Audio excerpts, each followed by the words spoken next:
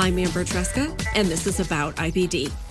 It's my mission to educate people living with Crohn's disease or ulcerative colitis about their disease, and to bring awareness to the patient journey. Welcome to episode 92. My guest is gastroenterologist Dr. Jill Gaidos. She is an associate professor of medicine in the section of Digestive Diseases and the director of clinical research for the Yale Inflammatory Bowel Diseases program. Dr. Gaidos has a wide range of interests when it comes to IBD, but she has a special focus on IBD moms. She works with patients who have concerns about pregnancy and IBD. We talk about how the research data that has become available over the past few years has affected the understanding of pregnancy and IBD. A few of the topics we cover include how to prepare for pregnancy, when to seek help with fertility, the current recommendations on biologics and other IBD medications, how to get everyone on the healthcare team working together, and what the chances are of passing IBD on to kids. I hope you'll find our conversation both helpful and reassuring. Dr. Gaidos, thank you so much for coming on About IBD. Thank you so much for having me. I'm happy to be here. I wonder first if you would talk to me a little bit about your background and your specialty, because our topic today is pregnancy and IBD and why this topic interests you. So I'm an associate professor in the section of Digestive Diseases at Yale.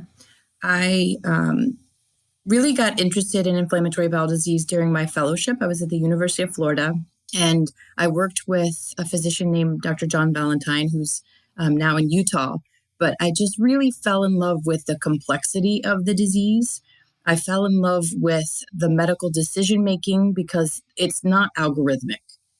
Nobody follows the book with inflammatory bowel disease. So it's very patient-centric and very specific to each patient. So that's really when I fell in love with inflammatory bowel disease. I moved to Richmond. I was on faculty at the university at Virginia Commonwealth University, and as well as at our VA Medical Center in Richmond for 9 years. Really wanted to continue to grow and expand and challenge myself and learn more about inflammatory bowel disease. So I moved to Yale in August 2020 during the pandemic, which was exciting and presented lots of challenges. But my interest in inflammatory bowel disease and pregnancy really kind of peaked after having my own children.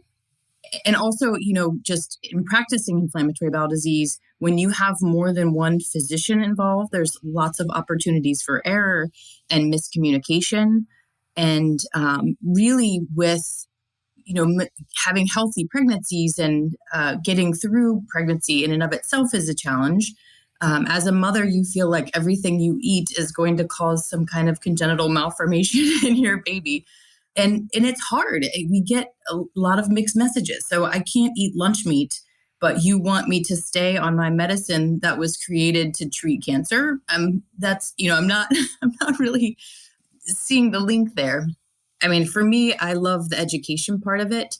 I mean, it's an exciting time. It's a scary time. It's a challenging time, but it's also an exciting time. And so helping women be as healthy as they can going into the pregnancy and throughout the pregnancy is what really gets me excited about the process and the topic. And, every young woman who comes to see me, we talk about, are you in a relationship? Are you on a contraceptive? Are you thinking about pregnancy? And I don't think a lot of GI doctors actually do that.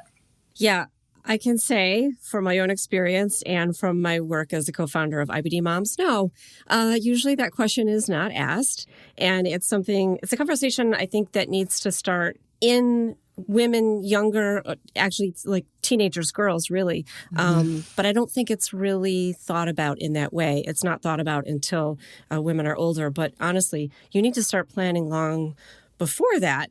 So let's talk for a few minutes about planning, because when you have IBD, and especially if you have more complicated IBD complications or severe disease, you really have to plan a pregnancy. It's not something that you want to go into without having planned for it. mostly because of the way that the disease may behave. And, obviously we all want to have healthy pregnancies and healthy babies. So what should women with IBD start to think about pregnancy and how to plan with it in terms of dealing with their IBD? Really, from the data that we have available, we know that the most important thing is to have your disease under control prior to conception. You have the best pregnancy outcomes, meaning you go to closer to full term. You have a lower risk of preterm labor, preterm delivery. The infant is typically larger when you don't have active disease at the time of conception. You're actually less likely to flare during pregnancy if your disease is under control at the time that you get pregnant. I think there is a little bit of a misconnect, and it really depends on, I think, when you were diagnosed. A lot of our pediatric IBD patients will stay with their pediatric provider till they're 24, 25. But if there's an 18-year-old who gets pregnant, then she goes to the adult GI because the pediatric GI doctors, aren't as comfortable managing that.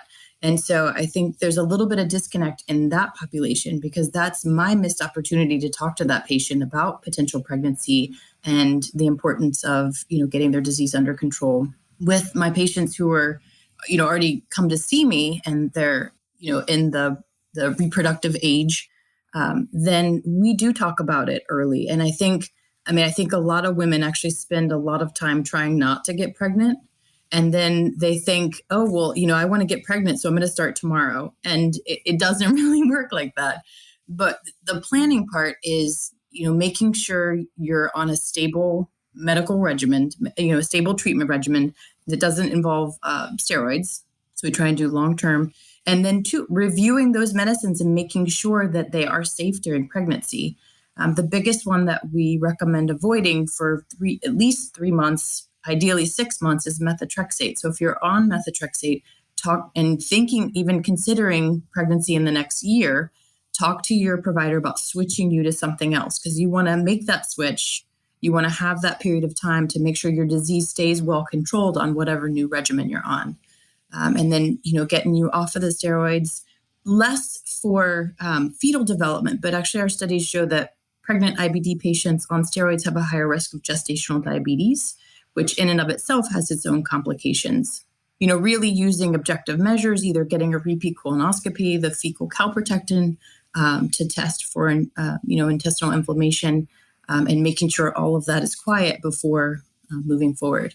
Then we do the other health maintenance stuff. Make sure your vaccines are up to date. Make sure you've had a pap smear, total body skin exam. You don't want any surprises when you're pregnant. So just kind of call it a tune-up. Get your tune-up. Yeah, get all your ducks in a row there. Exactly. And all of this takes a lot of time. I think maybe we don't necessarily consider that. We just think, okay, I'm going to stop doing whatever that I've been doing for birth control, and then it's going to happen. But, I've known women that the tune-up period has, and certainly for me, this was true, the tune-up period was years. Mm-hmm. Like it took quite some time.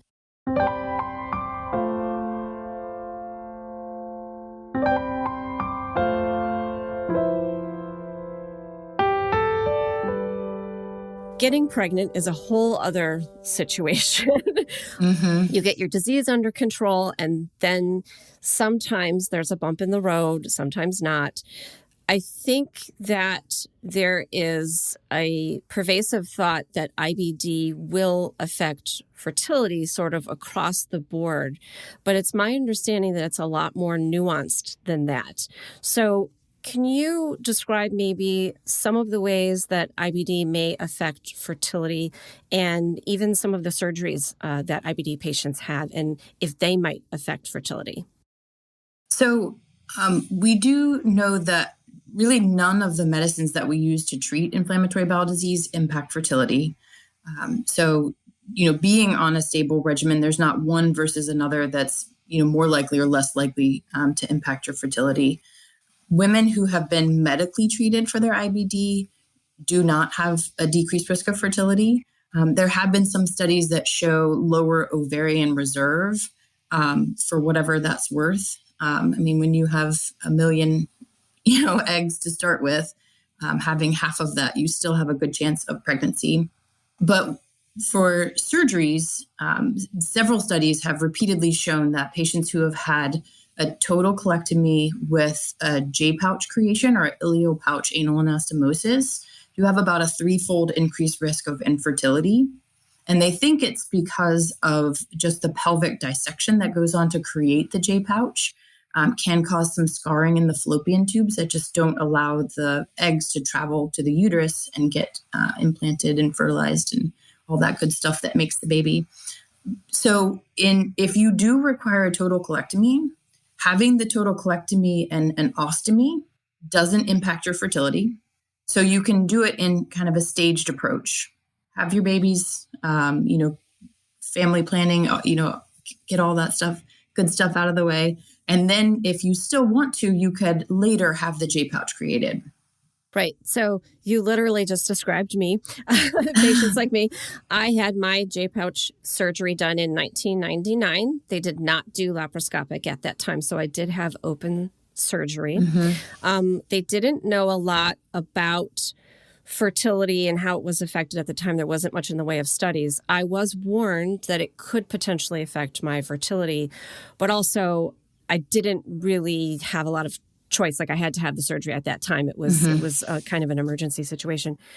But as it turns out, my fallopian tubes were all fine and good. So good. It never did cause that kind of scarring.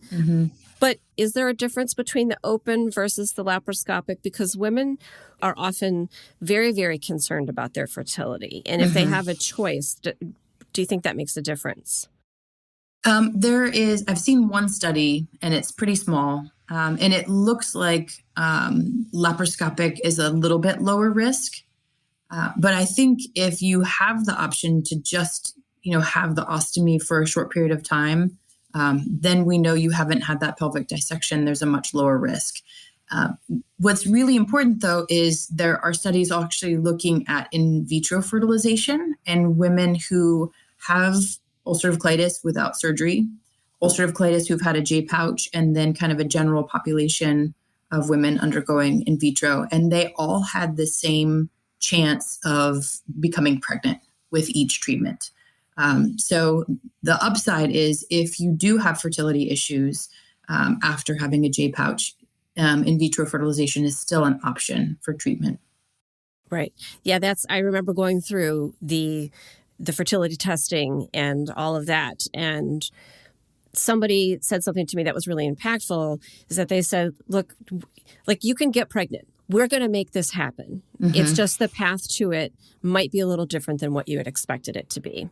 That was really important and impactful in my journey.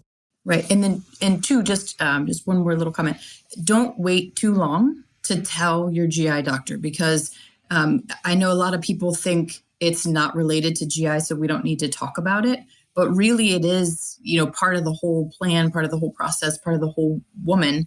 And so for women with IBD, we typically don't wait a year to consider it, infertility. We would send you to a fertility doctor in 6 months. And so, get that process started, get the evaluation started a little bit sooner. So don't feel like you have to try for 2 years or 3 years and potentially, make it even harder, because older age does increase your risk of infertility. Yeah, and that does go on a lot with the women in the community that I've spoken to. And sometimes they mention how long they've been trying to get pregnant. And sometimes it is quite long, 2, 5.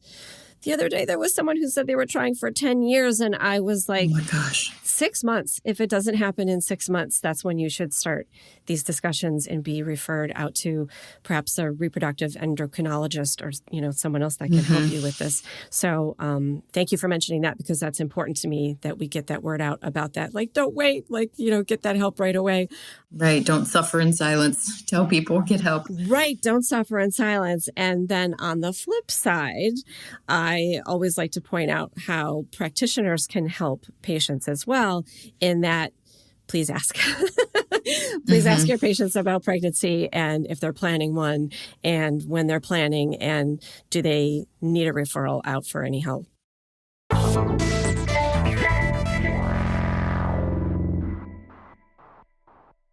Let's talk for a minute about after getting pregnant. What can people expect to either be the same or to be different about a pregnancy with IBD? Well, women with IBD should have normal, healthy pregnancies. I mean, that's my expectation, and that's what I tell my patients to expect. We do know that women with IBD can have smaller babies at the time of delivery. That risk is much more increased with active disease at the time of conception. So when you get pregnant, and then also if you have a flare during pregnancy, that also can impact the fetal growth. We know there's no increased risk of congenital anomalies. So, you don't have a higher risk of deformity or anything like that of the baby. Really, it should be normal and healthy. Interesting, the piano study, so the pregnancy and neonatal outcomes in IBD, they finally published a good chunk of their current data. And they did find a slightly increased risk for spontaneous abortion. So before the pregnancy, but that was related to women who had a spontaneous abortion before. So maybe something anatomical that's causing that. And then also women who had active disease at the time of conception. So again, it's just really important to get disease under control. They also found that women with ulcerative colitis tended to be more likely to flare during pregnancy, which I think is interesting because we always worry. We seem to think about Crohn's as more of a more complicated disease. And I don't know if we tend to undertreat ulcerative colitis or if maybe mild ulcerative colitis symptoms get downplayed because people are used to being more sick. So for me, I think it's just really important to use objective measures to assess intestinal inflammation throughout the pregnancy. Fecal calprotectin is easy. Nobody likes giving a stool sample, but I like that better than doing a colonoscopy every 3 months, right? So getting that when we've done the tune-up and we know your intestines are not inflamed, I want a baseline fecal calprotectin. I want to check it every 3 months during your pregnancy.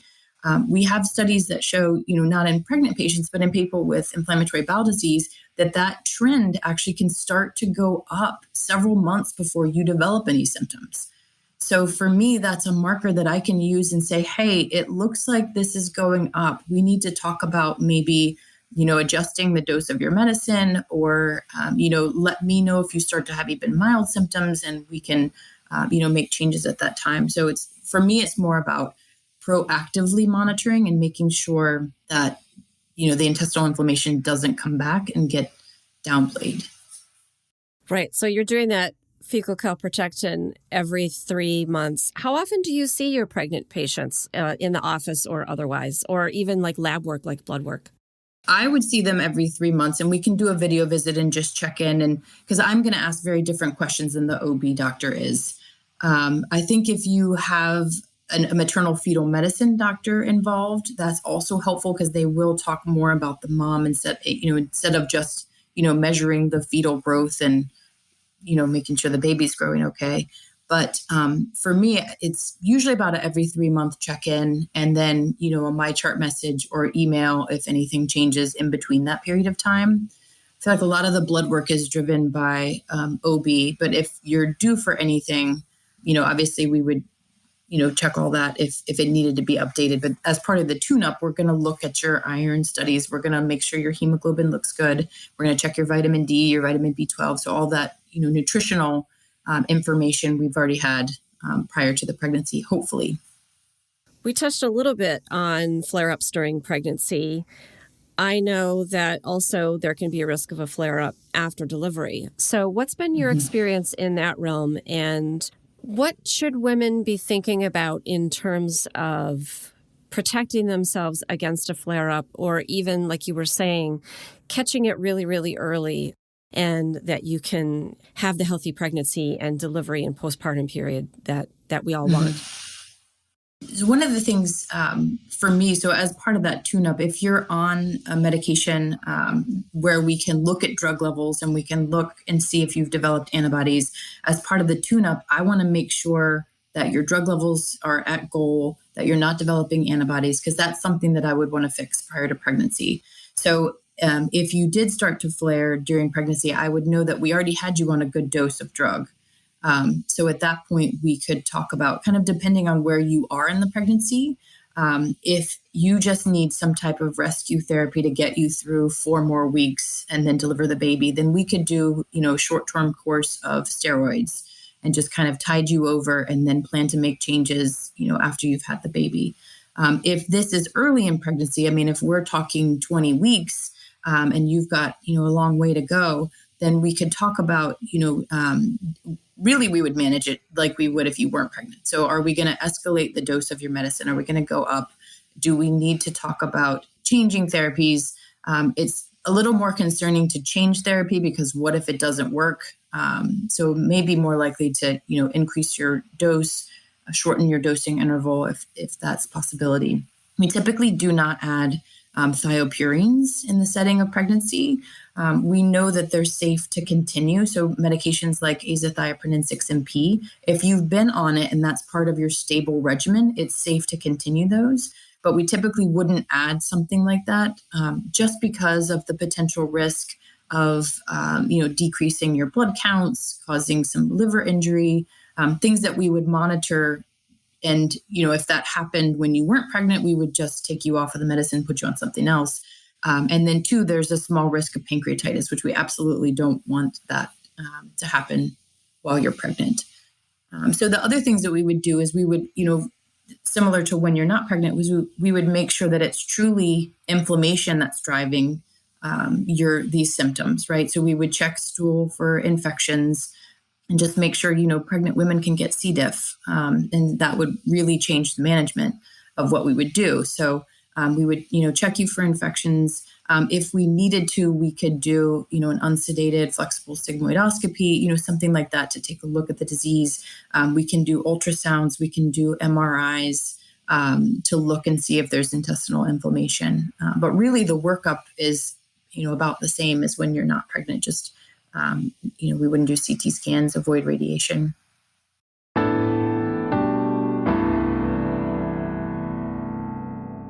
You're told when you're pregnant, don't eat lunch meat because, some lunch meat may be contaminated with a bacteria. You're told not to eat soft cheeses. Right. There were things that I was told, sushi. Yes. You're told you can't have a glass of wine, even though when you're pregnant, you sometimes would really like a glass of wine. And yet, we tell our women with IBD, but stay on your medication. And medication can be something that you inject or something that you receive through an IV. And that can seem really just out of line with all of this other advice that you're getting about how to take care of your body and how to take care of your baby. But we have to make it clear to women with IBD why they need to stay on their medications and why it's safe. And I think the piano study has helped us a lot with that as well. So can you talk a little bit about that, about biologics during pregnancy? Yeah. So like you said, piano has been, continually submitting information as abstracts. And now we finally have a good publication. And they have, almost 1,500, pregnant women that were enrolled in this. And so this is the biggest, source of data that we have. I am honest with the patients. I don't try and downplay it. And I think that's really important because it has to be the patient's decision. I have had patients who have come in and I said, you're on adalimumab, you're doing great. You've got this area of inflammation in the last part of your terminal ileum that I'm really worried if you come off, that it is going to close up and you're going to be pregnant and we're going to have to take you to surgery. And the woman looked at me and said, I'm not staying on it. Oh. I've had 2 other babies where I stopped it and then I went back. And if anything happens while I'm on this medicine, I'll never forgive myself and I'm not staying on it. And I can't fight with that, right? I mean, it's got to be her decision. And I said, as long as we've had this conversation, you are aware of the potential risks and, you make your choice. But I tell women that these medications, they cross into the placenta. When babies are born, they do have detectable drug levels. But the important thing is it doesn't impact their growth. It doesn't increase their risk of infections. It doesn't impact their developmental milestones. So they all roll over, at key time points. They're going to crawl when they're supposed to crawl. They're going to talk. They're going to learn how to read. All that stuff is going to be okay. And similarly with breastfeeding. So these, all of the biologics, so the anti-tumor necrosis factor agents, the anti-integrins, the vedolizumab, ustekinumab, they are detectable in breast milk. But I tell patients, we have studies that show that, the blood levels of these infants, so even though they're still getting some in the breast milk, their blood levels are going down because that's not how these medicines work. If it were detectable in their blood when we gave it to them in their mouth, that's what we would do for patients. We wouldn't be giving them subcutaneous or IV. They would be oral agents by now. So again, I tell them I'm open and honest because I don't want them to, read somewhere and then come back and say, you didn't tell me this. But it has to be a fully informed discussion. And so I say, yes, they're going to get some in the breast milk, but it's not going to, increase the risk of infections. It's not going to increase their growth. It won't increase their development or won't impact their development. Right. And I think that's a key point that sometimes gets missed. Patients will receive that drug intravenously or, like you said, subcutaneously through a shot that you give yourself or someone else gives you. But if the baby's receiving it through breast milk, they're receiving it through their tummy. And that's a very different delivery method. And we don't give the medication to patients that way because it doesn't really work that way. So right, exactly. The baby's stomach acid is going to kill all that stuff. So, which is good to know. Yes, so absolutely. Like you said, there's usually a lot of physicians involved with pregnant women that live with other conditions like IBD. You're going to have your OB, of course. You might also have a maternal fetal medicine specialist. There could also be other cooks in this kitchen. And I do hear this from women sometimes that they're getting one opinion from their GI and then they're getting another opinion from their OB or another physician that's involved in their care. And I do wonder sometimes if it's because that the OBs are maybe not as up on the latest and the greatest with what's coming out, for instance, with piano. And then, unfortunately, I think sometimes that falls on the patient to sort of say to their OB, yeah, but my GI is telling me that it's totally okay for me to stay on this medication throughout. Yeah, no, I agree. It has to be a group discussion. And I've had patients who have gone to OB and I can pull up the OB note and it says, stop your Crohn's medicine. I'm like, what are you doing? What are you doing? And so I will reach out to whoever wrote that note and say, no, that's not what we're doing. Here's the latest data. Call me if you have questions, but she is staying on her Crohn's medicine. And I try and reach out and educate those patients. I've actually given a talk for the Yale OB residents on pregnancy and IBD so that we can go over all of these medications and the newest data and the safety. And we even talked about delivery and safety of delivery. And just because you have just because you have IBD doesn't mean you have to have a C-section. And they knew most of the stuff. So I was very happy and very pleased that they had already heard a lot of this information. But that's not the case everywhere, like you said. So I think, hopefully your GI doctors had a good discussion with you and explained the data so that you as a patient can be an advocate for yourself and know that when somebody's telling you something that doesn't make sense, that you do question it. And I think you can go back to your GI doctor and say, can you please reach out to my OB doctor, and really put the burden on them to, come up and have it really be a team effort. It can't be a team effort if one person is seeing you and their notes live here and the other person is seeing you and their notes live in a completely different, setting, and they're not truly interacting. That's not really a team. There needs to be some communication between those providers. Mm-hmm. Right. Yeah, I think that can be sometimes a little difficult conversation to have for patients, but it's a really important one. And the being in different patient portals and being in different, I wish we had just one. I guess maybe in my lifetime we'll see that.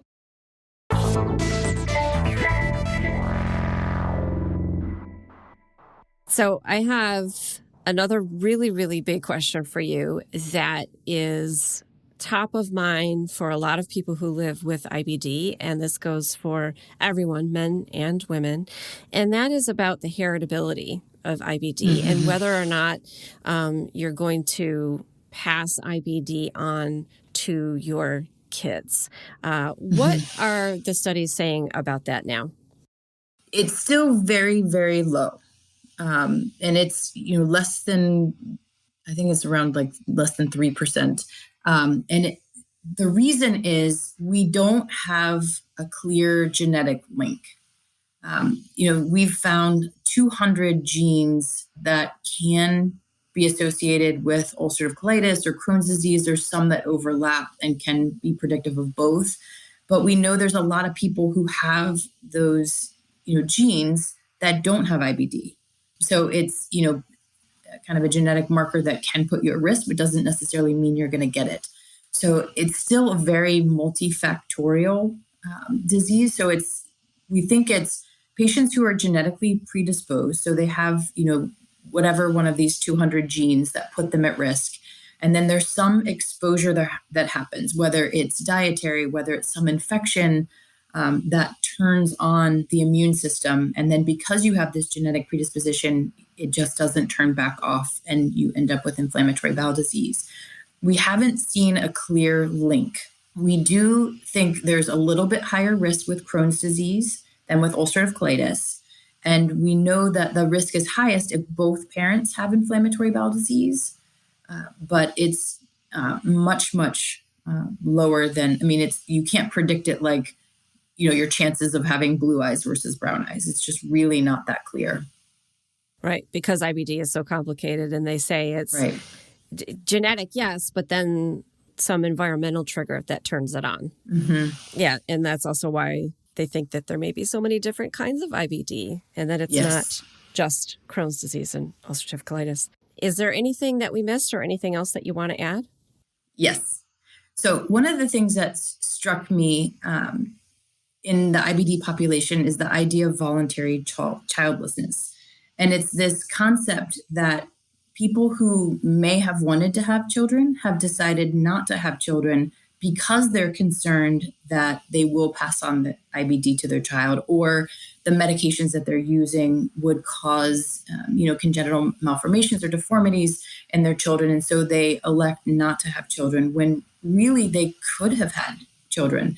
And so I think if having a child is something that you really want to do, talk to your GI doctor, talk to your OB about, what are the real risks.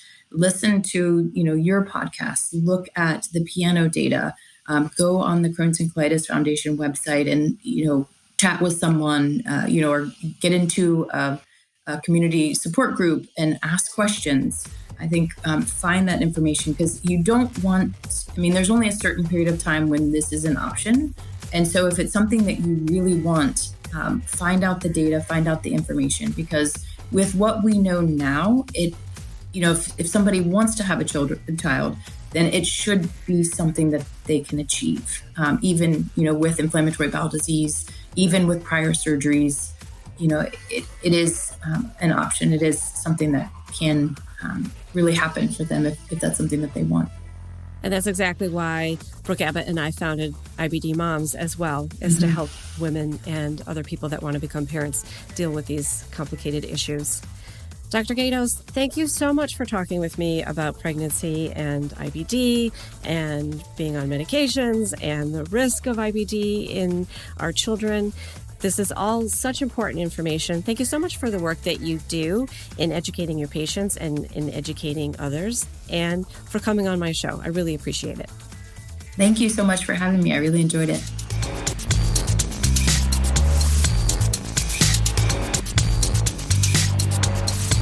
Hey, super listener. Thanks to Dr. Jill Gaidos for sharing so much information about IBD and pregnancy and how people can prepare for their parenting journey. You can follow her on Twitter as @JillGaidosMD. In addition to all her work on behalf of patients, she's also a champion for female gastroenterologists who make up only 13% of that specialty. I will put links to more information about Dr. Gaidos and her work in the show notes. I'm a mom of 2 kids, both born after I had J-pouch surgery. Even in the years since I was last pregnant, so much more information has become available about how IBD should be managed before and during pregnancy. I think what we've learned is really reassuring. The problem is, we still have all those myths and misconceptions about pregnancy and IBD from decades past swirling around in the public consciousness. That's why Brooke Abbott and I founded IBD Moms. IBD Moms is a space for moms and moms-to-be who live with an IBD and moms of kids with IBD to find help and support. You can connect with us across all social media as @IBD Moms. I will put all these links in the show notes and on my episode 92 page on aboutibd.com. Thanks for listening. And remember, until next time, I want you to know more about IBD. About IBD is a production of Mal and Tal Enterprises. It is written, produced, and directed by me, Amber Tresca. Mix and sound design is by Matt Cooney. Theme music is from Cooney Studio.